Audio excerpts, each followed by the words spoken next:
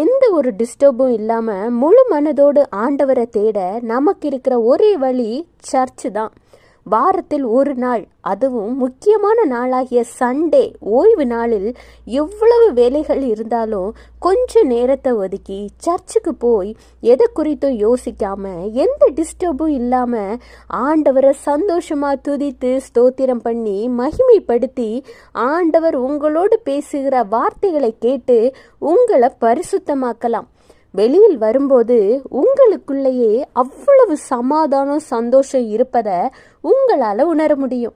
கர்த்தர் சொல்கிறார், எசேக்கியேல் 20:20, என் ஓய்வு நாட்களை பரிசுத்தமாக்குங்கள், நான் உங்கள் தேவனாகிய கர்த்தர் என்று நீங்கள் அறியும்படிக்கு அவைகள் எனக்கும் உங்களுக்கும் அடையாளமாயிருக்கும் என்றேன்.